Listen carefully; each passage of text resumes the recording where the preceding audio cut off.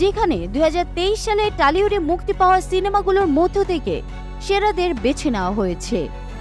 Filmfare awards Bangla 2024 এর আসরে পার্শ্ব চরিত্রে শ্রেষ্ঠ অভিনেত্রী, সেরা নবাগত অভিনেত্রী,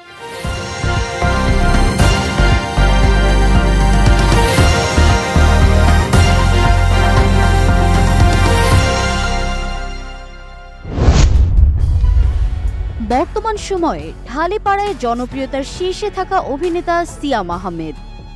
জন্মদিনে একেবারে ভিন্ন লুকে হাজির হলেন তিনি, আর তাতেই হইচই পড়ে গেছে ঢালিপাড়ায়।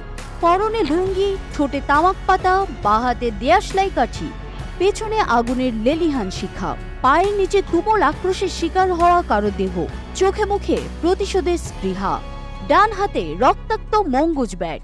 মূলত জন্মদিনে সিয়াম তার নতুন সিনেমার ঘোষণা দিয়েছেন। সিনেমার নাম জংলি। এই সিনেমার একটি পোস্টার সিয়াম শেয়ার করেছেন তার ভেরিফাইড ফেসবুক প্রোফাইলে।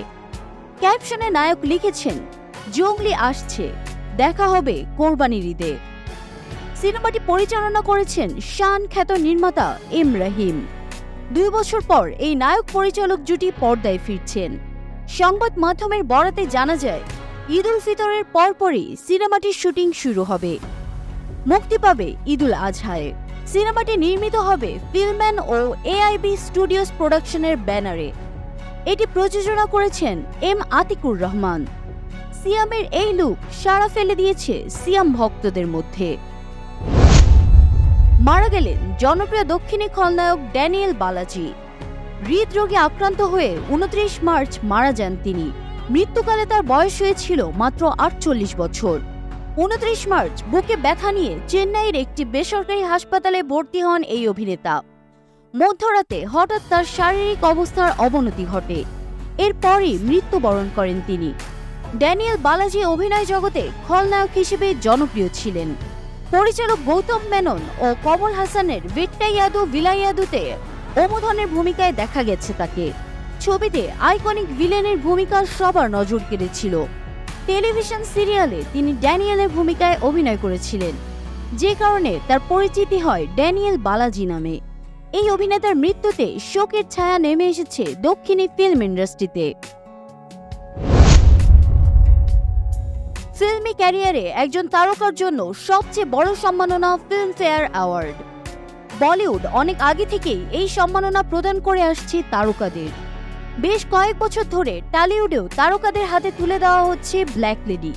শুক্রবার কলকাতার বিলাসবহুল আইটিসি রয়্যাল বেঙ্গলে বসেছিল এবারের ফিল্মফেয়ার অ্যাওয়ার্ডস বাংলা 2024 এর আসর, যেখানে 2023 সালে টলিউডে মুক্তি পাওয়া সিনেমাগুলোর মধ্য থেকে সেরাদের বেছে নেওয়া হয়েছে। ফিল্মফেয়ার অ্যাওয়ার্ডস বাংলা 2024 এর আসরে পার্শ্ব চরিত্রে শ্রেষ্ঠ অভিনেত্রী, সেরা নবাগত অভিনেত্রী ও সেরা নবাগত অভিনেতার পুরস্কার জিতেছেন বাংলাদেশি 3 তারকা। এরা হচ্ছেন অভিনেত্রী জয়া আহসান, তাসনিয়া ফারিন ও অভিনেতা সোহেল মণ্ডল। জঞ্জাল সিনেমার জন্য সেরা নবাগত অভিনেতা হয়েছেন সোহেল মণ্ডল। কৌশিক গাঙ্গুলির অর্ধাঙ্গিনী সিনেমায় অনবদ্য অভিনয়ের জন্য পার্শ্ব চরিত্রে শ্রেষ্ঠ অভিনেত্রী নির্বাচিত হয়েছেন জয়া। এবারের আসরে জয়া মোট 2টি ক্যাটাগরিতে মনোনয়ন পেয়েছিলেন। অতনু ঘোষের আরও এক পৃথিবী সিনেমার জন্য নবাগত অভিনেত্রীর পুরস্কার জিতেছেন অভিনেত্রী তাসনিয়া ফারিন। এই ক্যাটাগরিতে তাসনিয়ার সঙ্গে লড়াইয়ে ছিলেন সৃজা দত্ত ও সৌমিত্রিষা কুণ্ডু। উল্লেখ্য, সোহেল রানা ও তাসনিয়া ফারিনের এটাই প্রথম ফিল্মফেয়ার অ্যাওয়ার্ড পাওয়া। অন্যদিকে চতুর্থবারের মতো ব্ল্যাক লেডি ঘরে তুলেছেন হালের সফল অভিনেত্রী জয়া আহসান।